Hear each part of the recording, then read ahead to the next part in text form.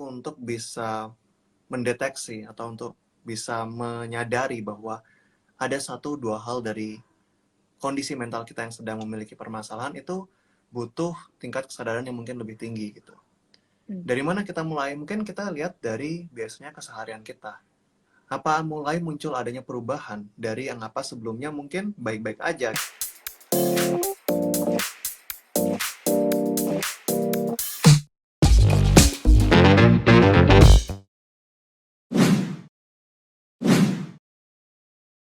Kondisi mental kita ketika mungkin tidak ada gangguan ataupun mungkin tidak ada gangguan jiwa gitu. Misalkan kayak tubuh nih, tubuh sehat tuh dibilang gimana ketika tidak ada penyakit. Begitu pula mental yang sehat ketika mungkin tidak ada gangguan psikologis ataupun gangguan jiwa yang saat ini sedang kita alami.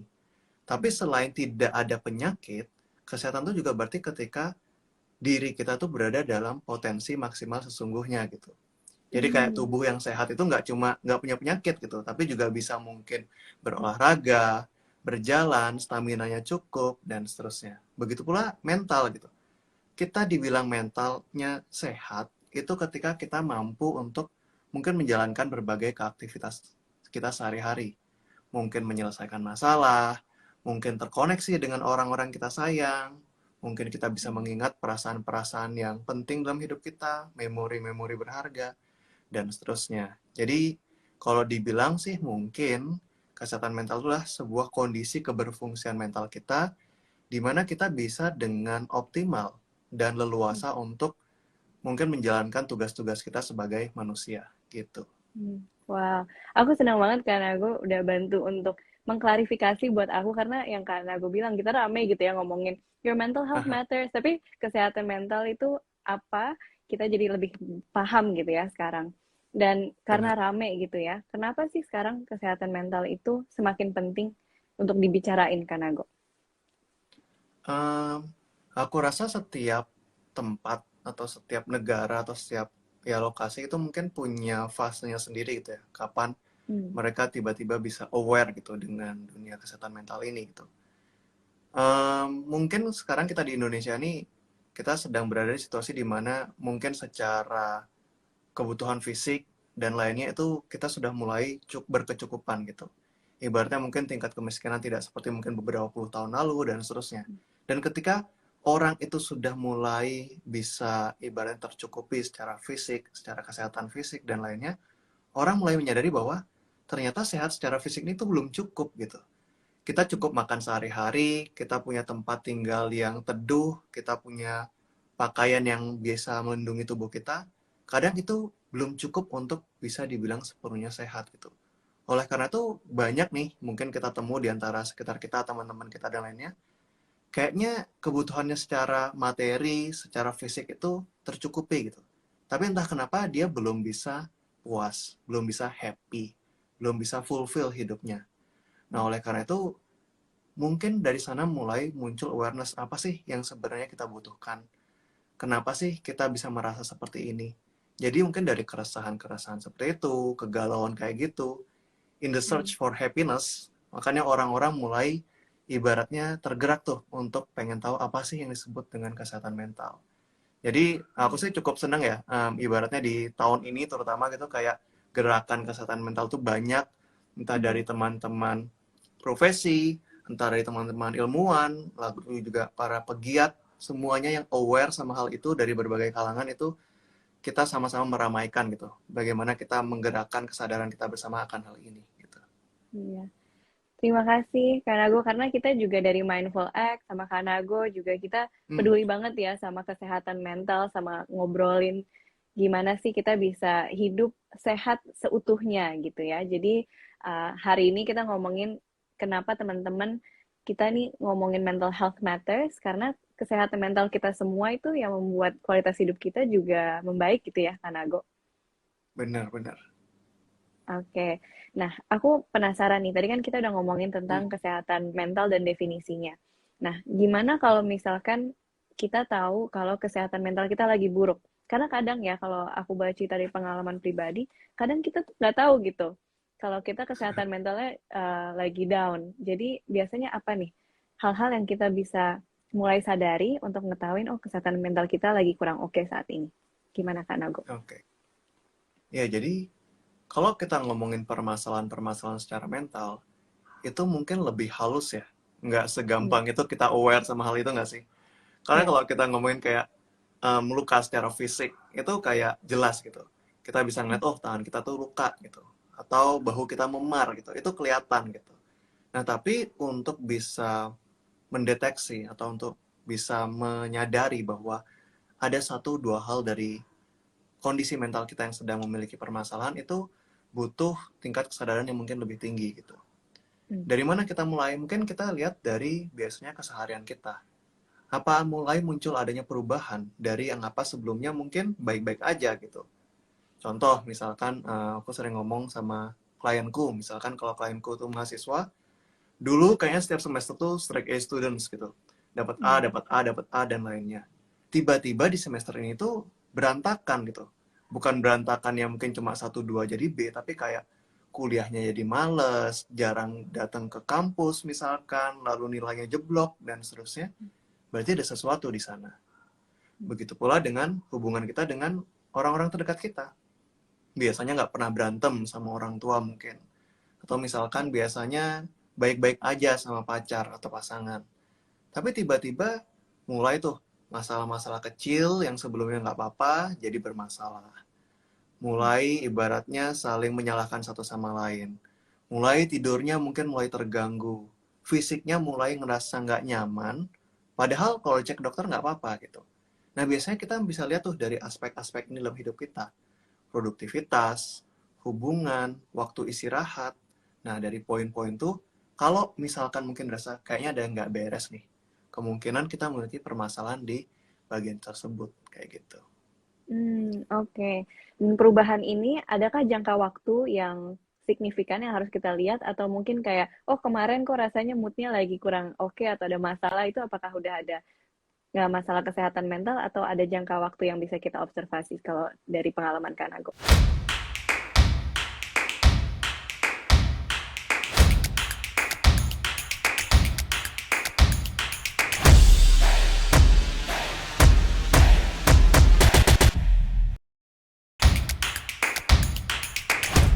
Itu Hmm, mengekspresikan, mengkomunikasikan, minta pertolongan, apa gimana esensi mindfulness masuk ke situ kalau menurut Kak Nago?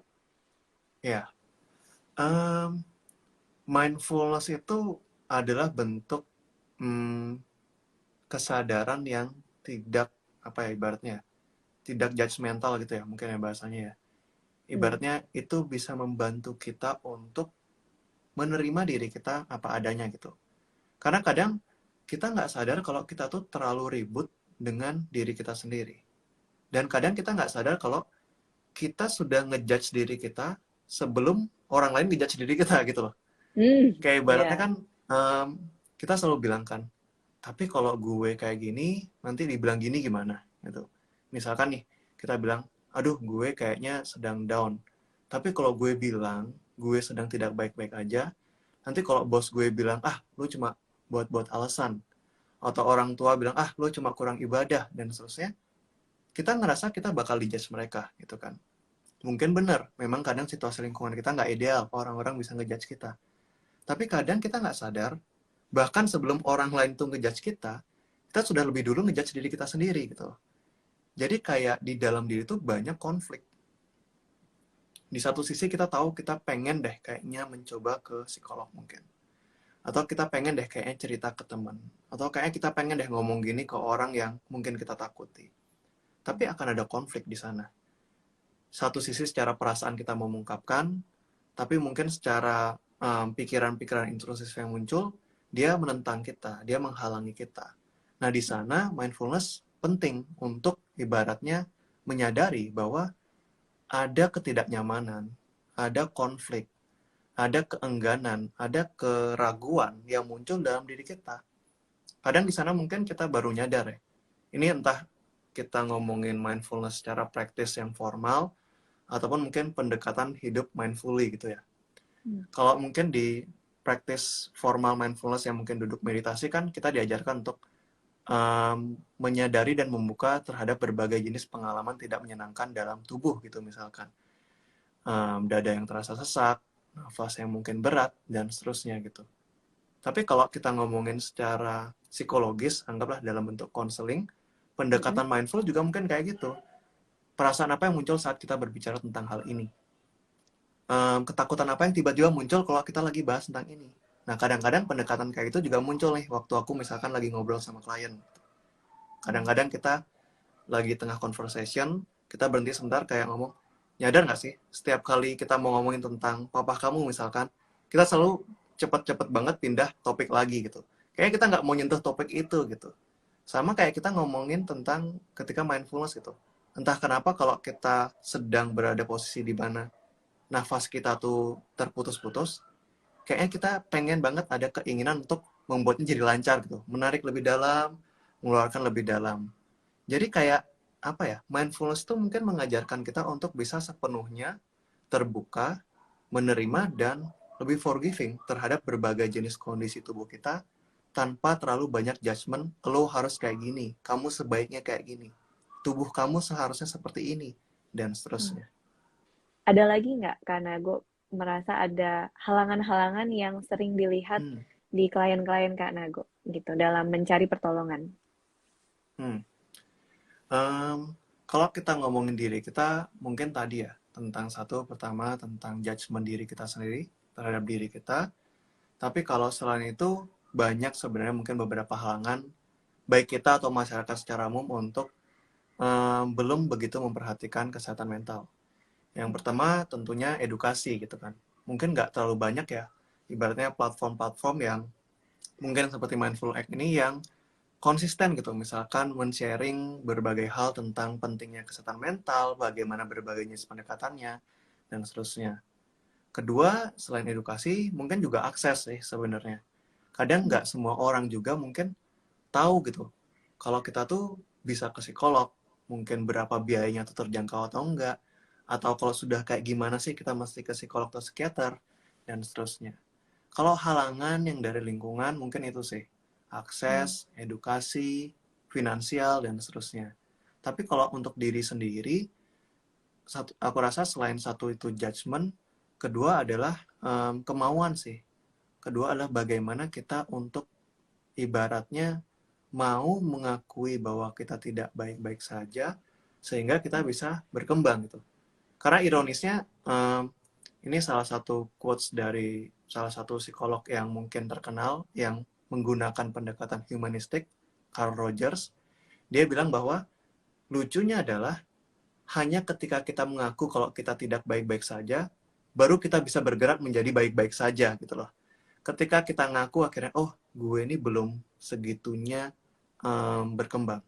Gue ini masih terjebak dalam dendam. Gue ini masih mudah marah. Hanya dari pengakuan itulah baru kita bisa mulai gitu. Karena kalau kita belum mengakui, kalau kita belum menyadari, semua yang kita lakukan tuh mungkin sia-sia gitu. Kita pura-pura baik-baik aja, kita pura-pura oke-oke aja. Jadi aku rasa halangan terbesarnya tetap, selain tentunya mungkin ada faktor dari lingkungan, tapi ya juga tentu dari bagaimana kita sendiri mau menerima situasi diri kita saat ini dan mulai bergerak menuju pengembangan diri. Kalau kita sudah lebih baik, apa yang bisa kita lakukan sehari-hari untuk menjaga kesehatan mental? Karena mungkin kita udah proses, terus kalau nggak dijaga turun lagi gitu. Jadi dari Kanago pengalamannya gimana caranya kita bisa menjaga kesehatan mental kita biar baik? Ya, biasanya kalau kita sedang dalam kondisi yang ibaratnya oke nih, lagi baik-baik aja nih kan gitu ya. Itu yang mungkin bisa mengguncang kita adalah mungkin permasalahan baru, ketidakpastian baru, stresor baru, dan lainnya. Jadi kayak itu memberikan ketidakpastian dalam kehidupan kita sehingga kita terguncang gitu. Nah, biasanya kalau aku ngomongin sama mungkin klienku ataupun mungkin teman-teman yang aku sering ajak sharing dan lainnya, kita perlu untuk membuat keteraturan dalam hidup kita. Kita perlu membuat ibaratnya landasan atau fondasi yang kokoh sehingga setiap kali mungkin ada ibaratnya satu atau dua hal yang datang dalam hari-hari kita ada mengganggu, kita punya tempat untuk pulang gitu. Kita punya tempat untuk beristirahat gitu. Caranya gimana? Macam-macam. Bisa dari pertama habit kita. Mungkin setiap pagi kita suka olahraga, suka yoga, itu dipersilahkan. Atau mungkin kita rajin untuk mengikuti ataupun melaksanakan hobi kita. Mungkin suka masak, mungkin suka baca buku, dan seterusnya. Tentu juga kita perlu memiliki support system yang terdekat. Entah itu keluarga, atau mungkin teman dekat, atau mungkin pasangan. Ibaratnya entah itu hobi, entah itu waktu istirahat, entah itu olahraga secara fisik, ataupun orang-orang terdekat yang kita tahu kita nyaman, itulah benteng kita gitu. Untuk ibaratnya meyakinkan kita bahwa apapun yang kita hadapi di keseharian kita, seberapa mungkin nyebelinnya misalkan ketemu klien di kantor kita gitu misalkan, ataupun mungkin harus ketemu dengan bos, atau mungkin harus menemui misalkan hal-hal yang tidak menyenangkan di jalan, ban kempes dan lainnya, kita tahu bahwa kita pulang tuh dengan ibaratnya fondasi yang kokoh gitu. Ada tempat di mana kita bisa ngerasa nyaman kembali, beristirahat kembali, dan aku rasa kita butuh kepastian-kepastian seperti itu untuk membantu kita menghadapi berbagai banyak ketidakpastian di keseharian kita. Gitu sih. Oke. Jadi punya fondasi yang kokoh ya. Nah, fondasi yang kokoh ini ada nggak Kanago yang bisa di-share dari kehidupan Kanago sehari-hari untuk fondasi kokohnya Kanago dalam menjaga kesehatan mental? Apa ya? Nggak, ini seringin ngomong untuk orang lain, kalau ditanya untuk diri sendiri aku bingung juga ya, apa kira-kira ya. Akhir-akhir ini aku nyoba olahraga, itu. Pertama itu. Sejujurnya ketika olahraga tuh kadang kita suka nggak konsisten kan ya, naik turun kan ya. Hari ini olahraga, besok skip, tiba-tiba ada seminggu 2 minggu skip dan seterusnya.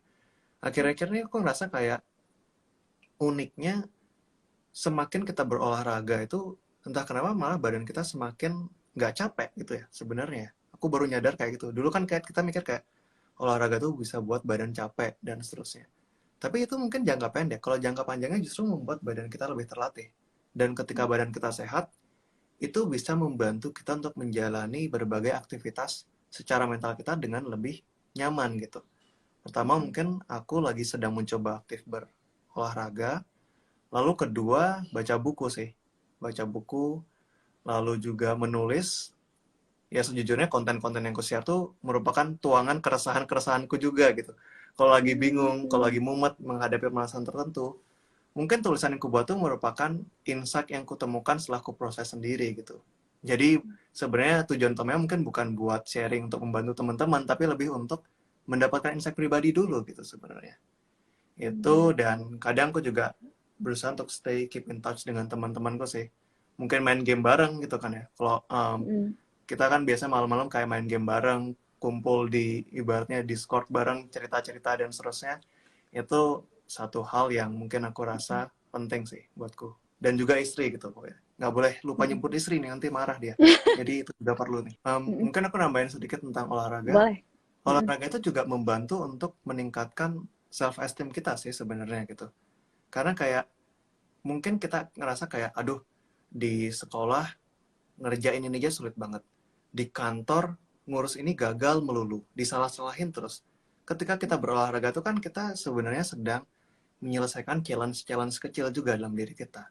Dan di sana kita bisa menyadari bahwa, oh, ternyata kalau aku berproses pelan-pelan, aku juga bisa gitu. Kemarin aku cuma mungkin jalan kaki 30 menit, hari ini bisa 40 menit, dan seterusnya. Jadi kayak ada small achievement yang membuat kita bisa lebih ngerasa lebih baik dan percaya bahwa diri kita bisa melakukan sesuatu yang lebih hebat juga. Gitu sih. Karena aku boleh nggak definisiin self esteem buat kita, biar kita nggak salah paham. Tadi naikin self esteem katanya. Self-esteem itu adalah bagaimana kita bisa memiliki kepercayaan akan kemampuan kita sendiri gitu. Jadi kalau orang bilang, jadi kan bagaimana kemampuan kita sebenarnya itu kan biasa dinilai oleh bagaimana orang lain menilai kita, mungkin performa dan lainnya, dan bagaimana kita menilai diri kita sendiri gitu. Nah, yang sering menjadi trouble, ya mungkin di kondisi klien-klienku dan mungkin teman-teman yang sering ku ajak diskusi, adalah bagaimana kita menilai kemampuan diri kita. bisa nggak sih kita mencapai itu? Bisa nggak sih kita melakukan ini? Dan seterusnya. Nah, seseorang yang memiliki low self-esteem, biasanya belum mulai pun dia sudah meragukan diri dia gitu loh. Belum nyoba, belum terjun, belum tahu berhasil atau enggak, tapi kita sudah sering meragukan diri kita gitu. Nah, oleh karena itu, makanya tadi aku ngomong olahraga kenapa itu penting, karena di olahraga tuh mungkin ada sebuah simulasi kecil gitu, tentang bagaimana kita menyelesaikan berbagai tantangan dalam hidup.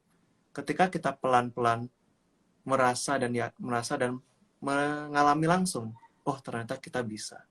Ternyata awalnya duduk meditasi cuma 5 menit, sekarang bisa 10 menit. Berarti sebenarnya kalau kita memberi kesempatan diri kita untuk mencoba, gagal, dan berkembang, mungkin kita juga bisa menyelesaikan berbagai permasalahan lain dalam hidup kita. Nah, dari sana pelan-pelan self-esteem kita terbentuk dan bisa menjadi pribadi yang mungkin lebih confident gitu. Bagaimana cara memulai self-love untuk kesehatan mental? Gimana tuh, Kak Nago? Oke. Self-love itu adalah sebuah istilah yang kurasa cukup unik gitu kan ya. Jadi kayak kita mencintai diri kita sendiri gitu. Nah, kenapa istilah seperti ini muncul gitu? Mungkin karena banyak dari kita saat ini berada di posisi di mana kita nggak suka sama diri kita sendiri gitu loh. Jadi ibaratnya kayak mungkin entah dengan mungkin berbagai hal yang terjadi dalam hidup kita, atau berbagai komentar-komentar tidak menyenangkan yang orang lain berikan ke kita, mulai muncul keraguan terhadap diri kita sendiri gitu. Apakah kita cukup baik jadi orang? Apakah kita orang ini cukup berharga untuk menjadi bagian dari mereka gitu. Nah, kadang keraguan seperti ini atau mungkin kebencian-kebencian terhadap aspek diri seperti ini itu yang destruktif gitu, sehingga membuat kita tidak berfungsi sebagai seorang individu.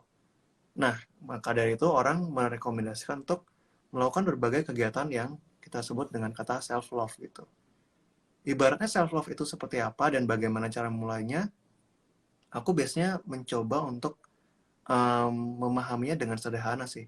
Ibaratnya self-love itu adalah bagaimana kita bisa memperlakukan diri kita dengan baik dan sebagaimana mestinya gitu. Jadi kayak kita juga deserve untuk mendapatkan perlakuan yang lebih dibandingkan apa yang selama ini mungkin orang lain lakukan ke kita, atau diri kita sendiri bahkan perlakukan ke diri kita gitu. Self-love itu aku rasa ada dua pendekatan yang mungkin secara umum.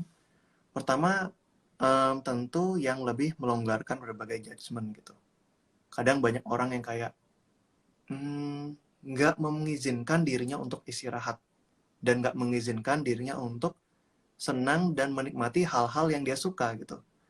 Kayak misalkan malam-malam chill, rebahan, nonton Netflix gitu, kadang sudah mulai muncul pikiran kayak harusnya malam ini lo bisa baca buku, harusnya malam ini udah masih bisa ngeliat report kantor lagi. Itu adalah salah satu bentuk pikiran-pikiran yang muncul dari perasaan bersalah. Perasaan bahwa kita nggak mengizinkan diri kita untuk menikmati hal-hal yang memang kita suka gitu. Jadi self-love mungkin kita bisa mulai dari pertama, sedikit longgarkan berbagai keharusan dan kemestian yang biasanya membuat diri kita bersalah, dan coba untuk embrace hal itu tanpa perasaan bersalah. Kadang aku suka ngomong ke klienku, coba deh kita tantang diri kita, bisa nggak sih kita melakukan hal yang nggak guna, tapi kita merasa puas melakukannya gitu loh. Mungkin Ya. duduk-duduk, santai-santai, bengong, ibaratnya mungkin duduk-duduk di pantai, ngeliatin ombak aja. Itu kan hal yang mungkin dalam setengah jam ya nggak menghasilkan apa-apa gitu kan. Ya. Nggak ada buahnya gitu. Tapi coba tentang diri kita, bisa nggak sih kita menikmati momen itu dan nggak merasa bersalah karena telah mungkin menggunakan waktu itu. Pertama mungkin self-love itu kayak gitu. Yang kedua, self-love itu juga bisa dalam bentuk menantang diri kita untuk melakukan hal yang sebenarnya mungkin kita bisa gitu. Jadi kadang keraguan diri itu, ya lucunya ya, kita tuh manusia ketika lagi istirahat sering ngerasa bersalah gitu kan ya. Terus ketika kita ngelakuin kerjaan, ketika kita dihadapkan dengan tantangan, malah kita takut, malah kita nggak mau bergerak gitu. Jadi kayak sering bolak-balik gitu. Self-love juga berbentuk bagaimana kita bisa mendorong diri dan memberi kesempatan diri untuk mencoba suatu hal yang baik buat diri kita. Mungkin misalkan nih, membuka diri untuk memiliki hubungan dengan seseorang yang baru, atau mungkin memberanikan diri untuk mengambil kesempatan project baru di kantor, atau mungkin mencoba untuk apply beasiswa di S2 di luar negeri gitu misalkan, yang selama ini kita ibaratnya ragu untuk lakukan. Self love juga merupakan bentuk tindakan di mana kita bisa dengan sehat menantang diri kita untuk ibaratnya mencapai berbagai potensi yang selama ini, potensi dan kesempatan yang selama ini kita hindari dengan pikiran kayak, ah lu mana bisa, lu mana mungkin. Jadi itu adalah segala jenis kegiatan self love merupakan segala jenis kegiatan yang menandakan atau membuktikan bahwa kita deserve ini. Kita deserve istirahat, kita deserve membeli mungkin barang yang kita suka, kita deserve mengambil kesempatan untuk hidup yang lebih baik. Sedang tidak baik-baik aja, tapi mengafirmasi diri, aku baik-baik aja, boleh? Afirmasi diri itu orang butuh juga gitu kan ya. Karena itu bisa membantu kita untuk menghadapi situasi yang nggak menyenangkan ini gitu. Tapi kadang itu malah bisa jadi bentuk denial bahwa saat ini kita sedang tidak baik-baik aja gitu. Aku rasa sih ini nggak tahu ya, ini bener atau enggak, atau bisa applicable atau enggak, tapi kadang aku lebih suka bilang kayak gini, kayak mungkin di kedepannya kita bakal bisa baik-baik aja, tapi saat ini kita sedang menghadapi masalah ini gitu. Atau mungkin dibalik, saat ini kita sedang tidak baik-baik aja, tapi bukan berarti akan selamanya seperti ini gitu loh. Gitu. Yes. Ya kan? Jadi kayak bener nih, saat ini kita baru aja dipecat misalkan. Bener nih, kita baru aja mengalami kegagalan gitu. Kita boleh untuk optimis, kita boleh untuk realistis bahwa ya nggak selamanya juga sih gue bakal sedih kayak gini, tapi saat ini gue sedang memiliki perasaan ini dan itu nggak boleh kita bohongi. Ini trauma masa lalu yang berpengaruh kepada mental bagaimana ya Kak? Nah ini trauma masa lalu gimana Kak Nago? Oke. Jadi kita tuh manusia tuh kalau kita tidak sadar, kita tuh adalah mungkin produk dari masa lalu gitu kan ya. Kita mungkin dengan berbagai banyak pengalaman yang kita sudah alami, mungkin beberapa belas tahun atau puluh tahun ke belakang, kita secara nggak sadar tuh mungkin membentuk kita. Entah itu trauma atau enggak gitu ya. Mungkin pola asuh keluarga, pengalaman waktu SD, pertemanan ataupun mungkin hubungan romantis di masa-masa kuliah dan lainnya, itu shape kita menjadi seperti diri kita saat ini gitu. Nah, kadang ada mungkin beberapa pengalaman di masa lalu yang dibilang traumatis gitu. Karena mungkin itu begitu menyakiti kita secara mental, atau mungkin itu memberikan bekas luka secara emosional yang sampai sekarang mungkin kita keinget. Nah, kadang itu bisa secara nggak sadar membuat kita mengambil pilihan-pilihan tertentu yang mungkin nggak baik buat kita. Contoh sederhananya aja sih, karena dulu kita pernah disakiti saat memiliki hubungan romantis, itu membuat kita untuk lebih memilih kita nggak mau lagi membuka hubungan romantis ke orang baru gitu misalkan. Kalau memang itu pilihan yang sebenarnya diambil secara sadar ya, sah-sah aja gitu. Tapi kadang pilihan itu muncul karena kita takut membuka luka lama. Kita takut tersakiti kembali. Kita takut untuk percaya kembali, dan seterusnya. Nah, kalau udah ngomong trauma sih, caranya sih aku rasa jauh lebih mudah jawabnya kalau bilang ya ke profesional sih. Kita butuh, karena kalau ke profesional itu kan kayak tailor made gitu ya, kayak jas yang ibaratnya disesuaikan dengan bentuk tubuh kita gitu. Begitu pula kayak mungkin masukan, saran, insight, rekomendasi yang kita terima secara online dari mungkin psikolog, psikiater, ataupun influencer kesehatan mental, itu mungkin nggak semuanya bisa cocok gitu dengan permasalahan kita.